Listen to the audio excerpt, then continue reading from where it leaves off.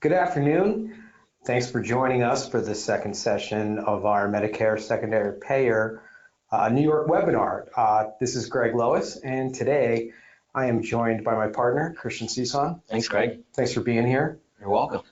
You'll note that I've had you on my webinar series dozens of times over the years, maybe 20 times. How many times have I been asked to be on your podcast series? Every month. This is a live audience. Every month. I have denied you every month. Ouch.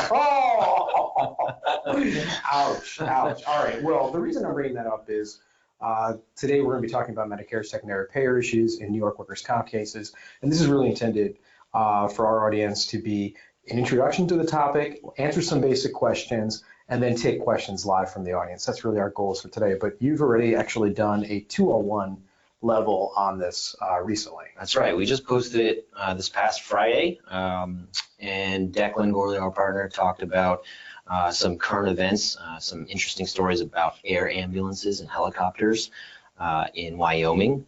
So you don't get to talk about Wyoming very much in here. Plus, we also talked about high MSA projections and what we do to reduce them and work with everybody involved so that we can settle at a reasonable number. Okay, and if you're just joining us, and I see people are still popping in, we're just talking about Christian's podcast, which is called Third Fridays, and it is released incidentally on the third Friday of every month. All right. Okay, so we are live. Today we are talking about Medicare secondary payer issues. Please type your questions to us. It makes it a lot more fun.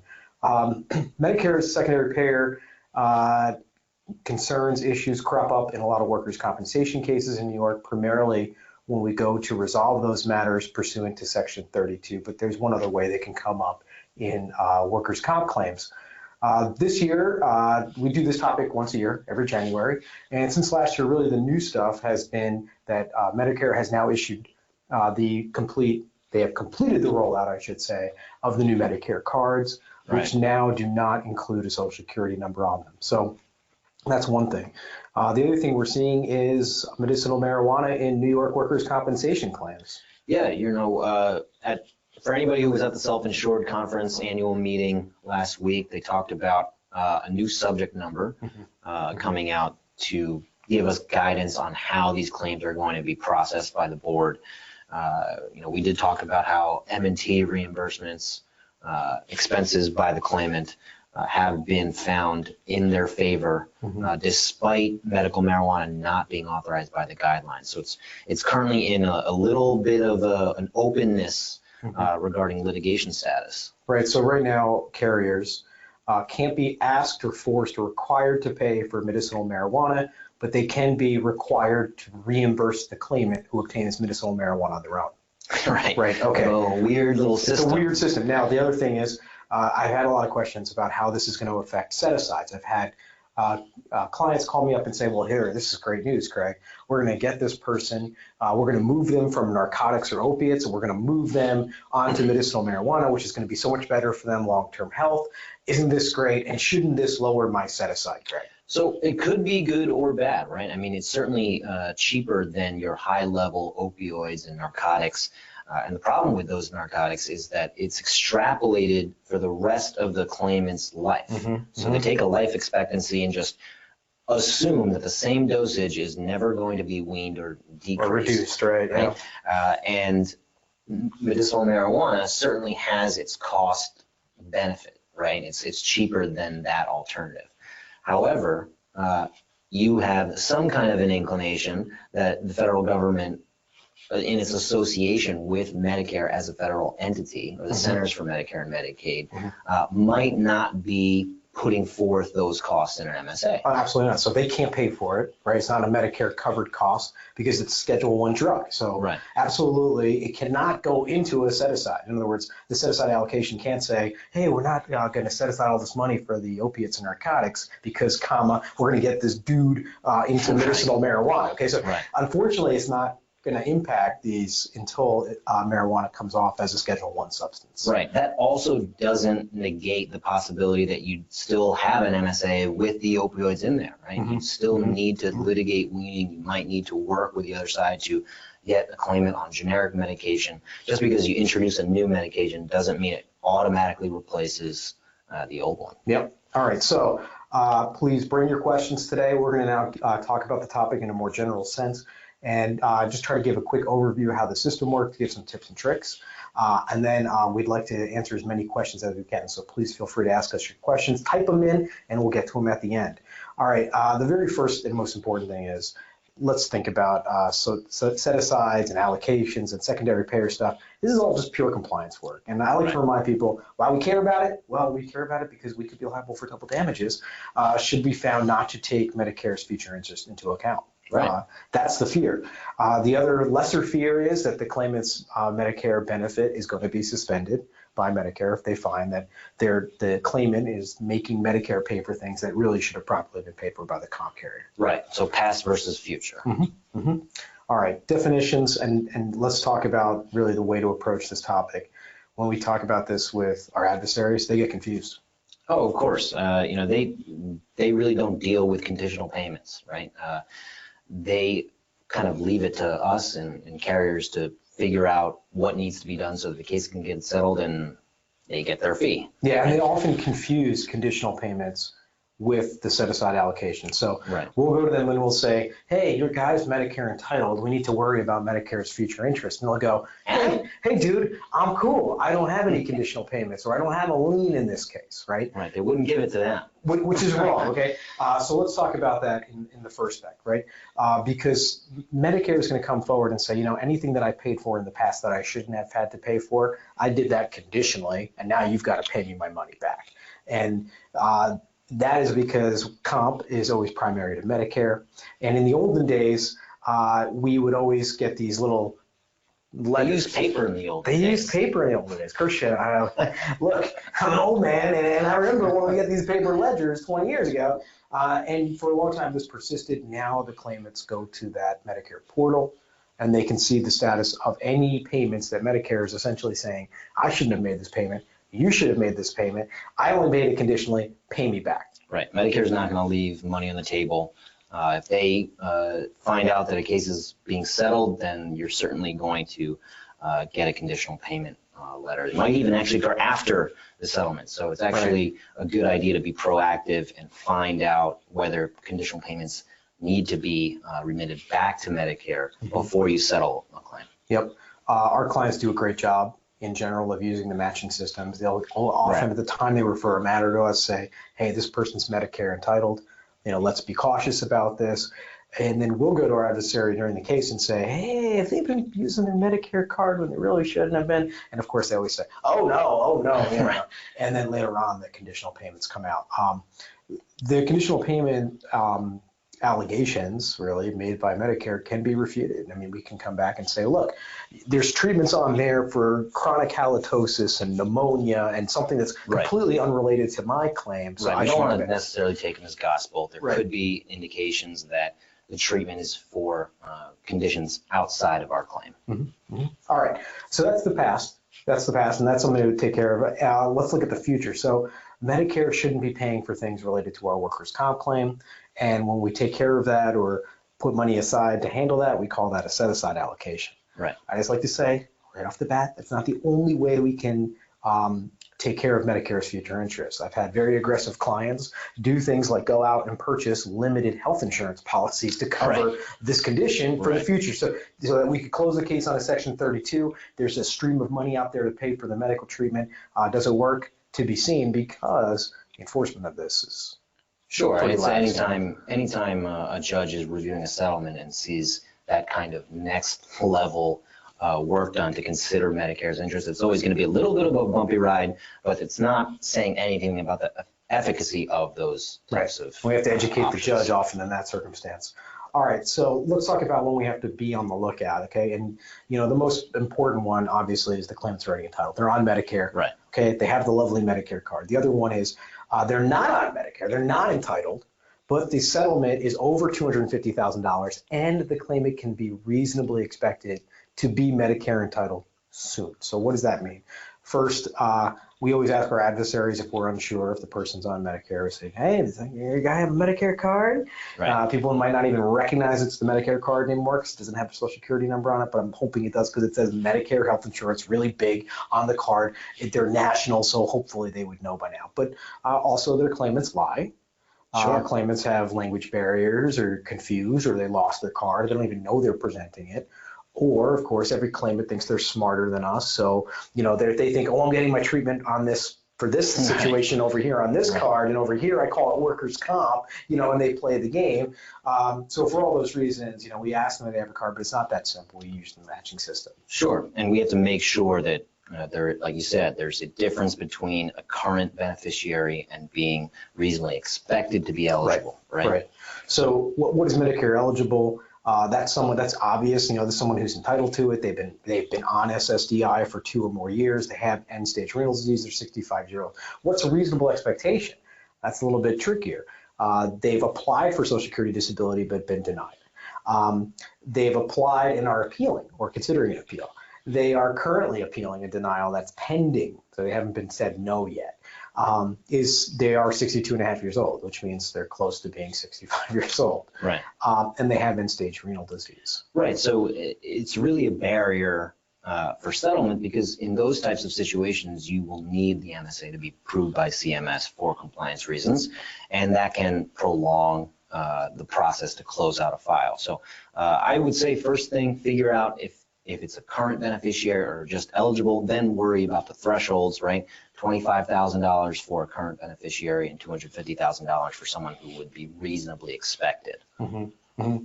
All right, and I think you just said you have to get Medicare's review, but I know many of our clients are like, I definitely want the Medicare consent letter. Right.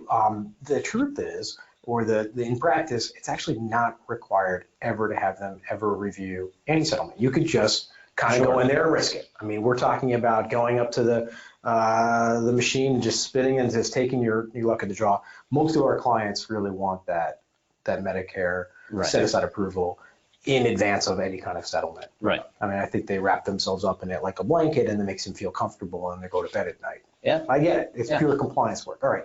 Medicare will respond to those requests for them to approve or disapprove the set-aside. Sure. And we've seen everything. It has a vested interest in doing so, right? Mm-hmm. If it is going to have a case where review is to their interests necessary, then they want to make sure that the right cost projection is in place so that they don't get on the hook after the set-aside has been, after the funds in the set-aside have gone away. Right. And I've seen everything. I've seen us propose a set-aside and Medicare come back and say that's way too much money. I've had us propose a set-aside, Medicare say that's not enough money. Right. I've had us propose set-asides that include structured settlements where we're paying money out over years, or they're holding money aside, or we're purchasing annuities, and Medicare dispute one aspect of that. We like the fact they're putting money aside in an annuity, but we want it done in a certain way. So we've seen them really be putting their hands into these things when they write the consent letter. They definitely put some time on it. And to the ones where they reduce it, I mean, we'll just throw a party, right? I mean, what a great little moment for the claim where you have it set up to settle on X and you find out that you don't have to do that. It's a nice little moment for the case. And just circling back to something we said earlier, most of our clients really want Medicare to give consent to a set-aside agreement before we go into that Section 32 lump sum dismissal proceeding. Right. But in cases where we haven't, right, where our clients said, you know what, I don't want to bother with that. I don't want to spend the time with it. We think the set-aside's good. It's good enough. Let's just go with it. Then we've gone into settlement proceedings where the judge will say, hey, where's your Medicare Center for Medicare Services consent letter? I don't see it in here. I'm not approving the settlement. Right. And then had to explain to the judge, like, nope, it's not required. And we have to take out the manual and go to page 8 and show where it says in there. So without that consent letter, it is sometimes more difficult to put that Section 30. Right. I mean, it's like a cost discretion that clients have, right? I mean, if you know that with that CMS letter, you can get it rubber stamped and closed. You might have to do a little work for it to close if you don't want to get the MSA approved by CMS, but that's certainly just a discretionary decision from their end. Okay, great. All right. It's important to note that Medicare will respond. Now their times to respond have been a lot quicker than they used to be in the past, and certainly we're doing this through the online portal. All right, let's go and see if we have questions. And I'm hoping we have a lot of questions. This morning session, we had some good questions, I thought. Great questions. So let's see what we have here today. Okay. Okay, Kim says, guys, CMS is a voluntary submission. Appreciate you presenting that as a balance. Yes, it is a voluntary. Not a lot of people know that. William asked the next question, which is, what is the average turnaround time for a Medicare set-aside allocation? So I think let's unpack that into two different things. So first is, most of our clients are using vendors to get allocations calculated and looked at. And that vendor is doing a lot of work. They are going to go through all of the medical in the case. They are going to take a review of particularly the treating physician's medicals for the last 6 months. Of course, right. And what medications the claimant's on. Sure. And then they're going to build out surgeries that are authorized. Surgery, future surgeries in particular. I mean, that's a great point. Any surgery that's been discussed. And then they're going to use the medical treatment guidelines and then just general medical practices and basically say, here's how I extrapolate this into the future. Right. It's, depending on your vendor, it shouldn't take too long based on the amount of medical that's in the case. That's the driving force of the time between when you request from the vendor, give me a cost projection, to when they actually come back. I mean, depending on the relative depth of the question, right? Do I need a structured annuity? Do I need an account for the claimant to be set up? Those types of things can increase or decrease your wait time. So let's talk about that, because most Medicare set-aside allocations are self-administering. Sure. That means the claimant gets whatever money is being set aside for their future medical care. What do you think they do with that money, Christian? Well, I think, the car that they've been dreaming about when they filed this frivolous claim in the first place is finally coming into fruition. Coming in, the RV, the boat. The color that they wanted.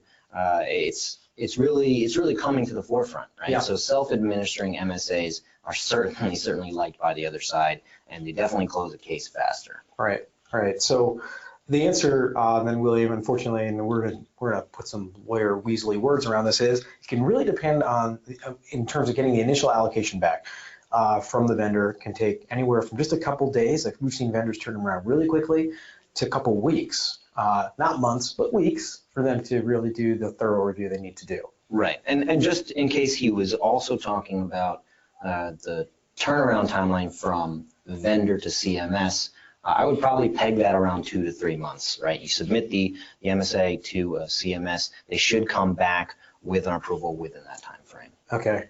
I would also say that it's a dialogue too. So when we get set-asides that we're not happy with, I mean, that's where we're, calling up the vendor and coaching them through different places where maybe we could save some money on the set-asides. For a long time, it was generics versus non-generics. Now it's sometimes when it comes back with, hey, a specific modality is really beefing up the set-aside, or all the allocation is for, future this or that, calling up the treating physician through our adversary counsel and having them maybe remove the necessity for that treatment. Working with the adversary is actually a situation here where we can both be on the same page for once, right?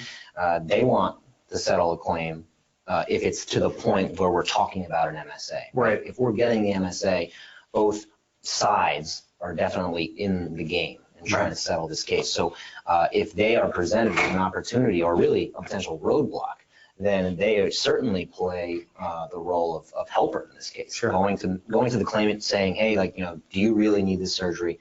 Going to the doctor and making sure, is this really necessary? Yep. All right. Kim reminds us that MSA vendors typically have legal teams, and they can help educate people who need information about whether CMS issues, whether the submission is necessary or non-necessary. I agree with that very much. And oftentimes we'll be in communication with the vendor's legal team, right? We'll be saying, hey, can we say this? Can we do that? Can we move this around? Sure. Absolutely. I've actually seen them at file reviews with employers, right? Just coming on really to give 2 cents about what the future medical care is going to cost when we're talking about settling particular claims that are being reviewed. So they definitely play a role.